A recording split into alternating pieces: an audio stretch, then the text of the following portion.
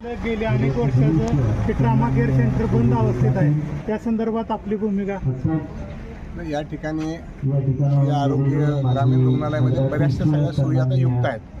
Trauma centre गेली अनेक दिवसापासून आपलं इथं प्रलंबित आहे. त्यातलं आता 80% काम झालेलं आहे, 20%च काम राहिलेलं आहे. तर आता मी आलेल्याच इथल्या मेडिकल ऑफिसरांच्यावर चर्चा केली आणि त्यांनी सांगितले की फक्त 2च गोष्टी राहिलेल्या आहेत. तर येत्या आठवड्यामध्ये मी स्वतः आरोग्यमंत्र्यांना भेटून आपलं ट्रामा सेंटर पुढच्या 1 तारखेपर्यंत 100% सक्षमपणानं कसं सुरू होईल याचा निश्चितपणानं प्रयत्न करेल.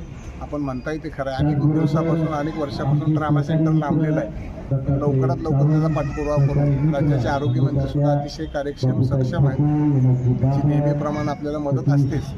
राहिलेली कामं आपण तातडीने पूर्ण करून घेणार आहोत. त्यामध्ये ट्रामा सेंटर सुद्धा लवकर पूर्ण होईल. ते खरं तर का राहिलं पाठीमागे ह्याच्यात शिरण्यापेक्षा आता 80% काम झालेलं आहे. 20% काम आम्ही लवकरात लवकर पूर्ण करायला मदत करू आणि मग आपलं 100% सक्षमपणानं तालुक्यामध्ये आरोग्य सेवा मिळेल. यानंतर आपल्या या कार्यक्रमानिमित्तानं एक मिनिटाचा संदेश द्यावा. या कार्यक्रमाच्या निमित्तानं देशाचे पंतप्रधान माननीय मोदी साहेबांचा अमृत महोत्सवी वर्ष आहे.